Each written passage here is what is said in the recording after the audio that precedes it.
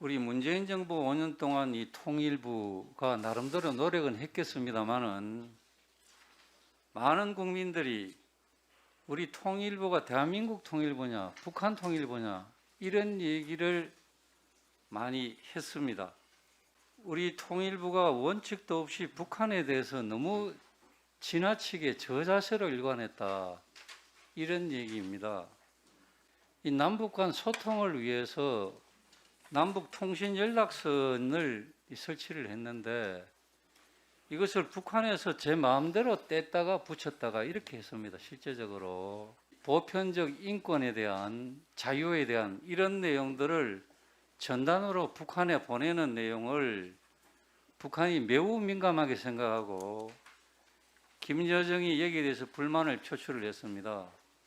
그러니까 우리 통일부에서 대북전단 금지법을 만들었습니다. 우리 국회가 그걸 통과시켰습니다. 또 우리 국민인 우리 공무원이 서해상에서 표류하다가 북한군으로부터 무참하게 사살당했고 시신까지 불태워지는 그런 반인륜적 만행이 있었습니다. 이럴 때도 우리는 크게 항의를 하지 못했습니다. 우리 스스로 국민을 지키기 위한 힘을 갖춰야 되는데 그러면 한미연합훈련은 절대적으로 필요하다라고 생각을 합니다. 그런데 북한이 여기에 대해서 한미연합훈련을 하지 마라 이렇게 반발을 하니까 컴퓨터 게임 같은 시뮬레이션으로 대처하는 이러한 현상이었습니다. 정부가 북한에 대해서 당당하지 못하고 늘 저자세로 눈치 본다, 심지어 뭐 쩔쩔맨다 이런 표현까지 해오는 그런 입장이었지 않습니까?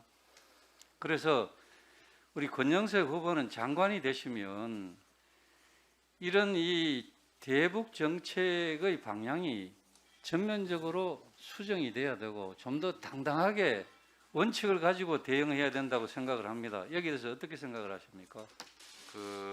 지난 정부의 대북 정책에 관해서 여러 가지 이 비판이 있는 것을 잘 알고 있습니다. 그러나 우리가 생각을 해야 되는 것은 정권 교체기마다 지난 정부에 대해서 여러 가지 비판들이 있었는데, 그러니까 비판들이 있었다 그래가지고 그 정부를 완전히 반대로 가는 것은 저는 적절하지 않다고 생각을 합니다.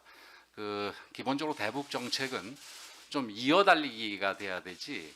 그 전에 정부 거를 완전히 무시하고 새롭게 하는 거는 별로 좋지 않다고 생각을 합니다. 제가 독일 법무부 통일국에 파견 나가서 그러니까 통일 이후에 이 체제 통합 과정도 봤습니다만은 독일이 어떻게 해서 이 분단 시기의 평화를 관리를 잘했나도 제가 중점적으로 들여다봤는데 이 평화를 잘 관리했던 독일의 비결은 물론 거기도 여당 야당이 있어가지고 비판은 심하게 했지만 체제가 바뀌더라도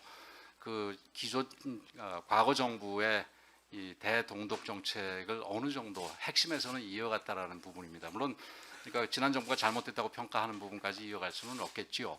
그래서 뭐 예를 들어서 저자세라고 되는 부분이라든지 좀 비핵화에 대해서는 좀 무심했다는 부분이라든지 지나치게 제도에 집착을 해서 그 제도의 실질이 필요한 부분에 대해서는 좀 관과한 부분이 있다라든지 이런 부분에 대해서는 우리가 보완하면 되는 것이지 anything but 문재인 해서 문재인의 모든 걸 뒤집는다 이런 거는 이게 우리 대북 정책을 위해서도 그렇고 또 북한에 대해서도 혼란을 줄 수가 있어서 오히려 북한의 이 이용을 당할 수가 있다라는 점에서 적절하지는 않다고 생각을 합니다.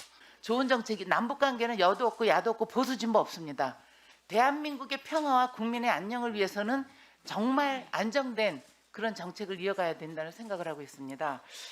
저는 네, 전적으로 동의합니다. 네, 개성공단에 대해서 제가 간단하게 좀 말씀드려 보겠습니다. 2000년에 김대중 정부에서 개성공단을 시작해갖고 2016년도에 전면 중단이 됐습니다. 그래서 우리나라가 저자세다. 여러 가지 어려운 이런 얘기도 있고 뭐 퍼주기식, 미사일 지원금 이런 비난도 있지만 남북 화해 상징성과 평화 경제라는 그런 게 굉장히 큰 소득이 있었습니다. 실제로 개성공단으로 인해서 북한의 포부대가 후방으로 약 10km를 이동을 했고요. 휴전선이 약 15km 북상했다 하는 이런 경제적인 그런 얘기도 있습니다. 제일 중요한 건 우리나라 중소기업들이 베트남이나 중국이나 캄보디아 먼 거리에 우리 비용도 그렇지만 중국의 인건비가 만만치 않은데 북한 개성공단에 진출하면서 우리 중소기업 경제가 살아난 거는 사실입니다. 거기에 대해서 인정하십니까? 예, 인정합니다. 네, 경제적 효과를 보니까 2005년부터 15년까지 32억 8천 달러. 그러니까 우리나라 돈으로 4조 2천억 규모를 달성을 했습니다. 그래서 저는 우리 후보자께서 통일부 장관에 내정이 되시면 가장 빨리 복원해야 될 게 이 개성공단의 재개라고 보는데 거기에 대해서 입장을 어떻게 갖고 계십니까? 예, 사실은 뭐 저도 그 당시 뭐 야당 의원이었을 때지만 개성공단에 대해서는 적극적으로 찬성을 했습니다. 지금도 그 케이스를 케네디 스쿨에서 공부를 하고 있는지 모르겠는데 그 하버드 케네디 스쿨을 제가 졸업을 뭐 조금 다녔었는데 거기 케네디 스쿨에서 그 개성공단과 관련된 케이스 스타디가 있었습니다. 그래서 케이스 스타디를 만들러 교수가 저한테 찾아와 가지고 제가 개성공단에 대해서 세 가지를 얘기했습니다. 처음으로 이게 아주 대규모 남과 북이 협력한 협력사업, 경제협력사업이라는 점에서 의미가 있고 또 두 번째로는 이 북한에게 시장 경제를 현장에서 가르칠 수 있는 그런 그 학습장이 된다라는 점에서도 긍정적이고 또 세 번째로서는 우리 김영주 의원님께서 지적하셨듯이 거기에 개성공단 대신에 군부대가 주둔해 있다면은 우리한테 큰 위협이 됐을 텐데 군부대가 개성공단으로 인해 가지고 뒤로 후방으로 빠졌지 않습니까? 그렇습니다. 후보자님 지금 말씀하신 걸 보면 예. 개성공단에 대해서 긍정적인 이런 생각을 예, 갖고 계신 그렇습니다. 걸 근데 제가 제가 보고요. 2016년에 그 개성공단이 중단이 되면서 지금 아까 말씀하셨듯이 피해 보상 문제를 들여다 보니까 일단은 이게 우선 이런 개성공단이 어떤 면에서 인지로 될 수 있는 부분에 대해서 미리 이 현실적인 조치 혹은 제도적인 조치가 필요하지 않았나 하는 아쉬움이 있고 또 이런 문제가 생겼을 때 이 투자자들 남쪽에 대개 중소기업들이지 않습니까?